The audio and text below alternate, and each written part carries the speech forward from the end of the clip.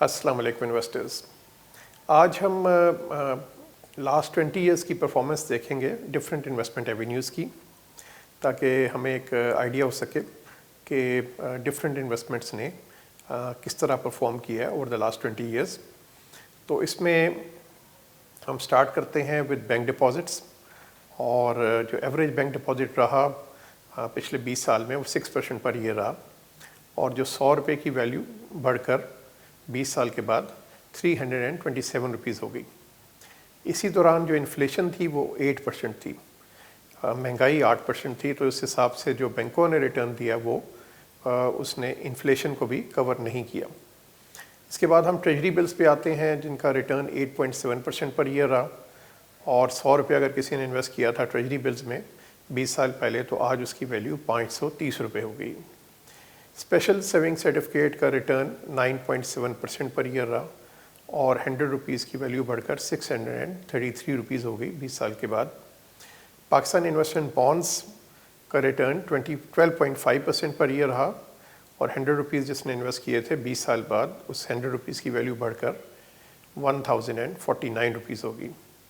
Capital protected strategy एक ऐसी strategy है जिसमें हम इंश्योर करते हैं कि इन्वेस्टर्स का कैपिटल भी प्रोटेक्टेड रहे और उनको कुछ स्टॉक मार्केट की अपसाइड भी मिल जाए। इसको हमने बैक टेस्ट किया है ओवर द लास्ट 20 इयर्स, और जिसने 100 रुपया इन्वेस्ट किया था कैपिटल प्रोटेक्टेड स्ट्रेटजी में 20 साल पहले, उसकी आज वैल्यू 1329 रुपीज़ है।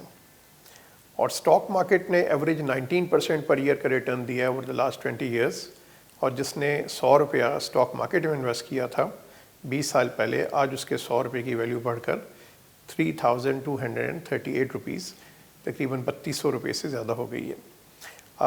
ऑब्वियसली एक चीज़ क्लियर है जो नज़र आ रही है चार्ट से भी, कि स्टॉक मार्केट रिस्की ज़्यादा है, इसमें अप्स एंड डाउन ज़्यादा हैं, मगर उसी हिसाब से उसका जो मुनाफा है वो भी बाकी जो इन्वेस्टमेंट एवेन्यूज़ हैं उसके मुकाबले में ज़्यादा रहा।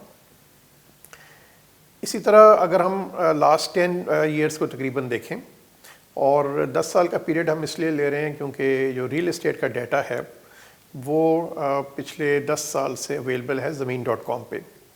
और अगर हम 10 साल की परफॉर्मेंस देखते हैं, तो जिसने 100 रुपया इन्वेस्ट किया था 10 साल पहले हमारे स्टॉक फंड में, आज उस 100 रुपये की वैल्यू बढ़कर 522 रुपीज़ हो गई। जिसने स्टॉक मार्केट में 100 रुपये इन्वेस्ट किया 10 साल पहले, आज उसके इन्वेस्टमेंट की वैल्यू बढ़कर 371 रुपीज़ हो गई है। हमारा जो NVP सरमाया इजाफा फ़ंड है वो तकरीबन 60% ऑन एवरेज स्टॉक मार्केट में रहा, और जिसने 100 रुपीज़ इन्वेस्ट किए थे इस फंड में, उसकी वैल्यू बढ़कर 345 रुपीज़ हो गई है। लाहौर रियल एस्टेट में जिसने 100 रुपीज़ इन्वेस्ट किए 10 साल पहले, उसकी आज वैल्यू 304 रुपये हो गई है। और कराची रियल एस्टेट में जिसने 100 रुपये इन्वेस्ट किया 10 साल पहले, उसकी आज वैल्यू बढ़कर 266 रुपीज़ हो गई। स्पेशल सेविंग सर्टिफिकेट में 100 रुपये की वैल्यू बढ़कर 238 रुपीज़ हो गई। NPP महाना आमदन फ़ंड में जिसने 100 रुपीज़ इन्वेस्ट किए थे, आज उसकी वैल्यू बढ़कर 235 रुपीज़ हो गई है।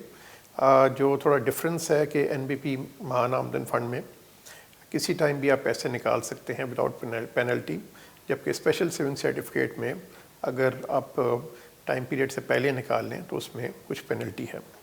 गोल्ड में जिसने 100 रुपीज़ इन्वेस्ट किए थे, उसकी वैल्यू 10 साल में बढ़ के 218 रुपीज़ के करीब हो गई, और इन्फ्लेशन तकरीबन डबल हो गई। जो चीज़ 100 रुपये की थी 10 साल पहले, आज उसकी वैल्यू तकरीबन 200 रुपये हो गई है। और बैंक में जिसने 100 रुपीज़ इन्वेस्ट किए थे 10 साल पहले, आज उसकी वैल्यू बढ़कर 188 रुपीज़ हो गई है। डॉलर जिसने ख़रीदा था उसके वैल्यू रुपी टर्म्स में आज 100 रुपये से बढ़कर 178 रुपीज़ हो गई।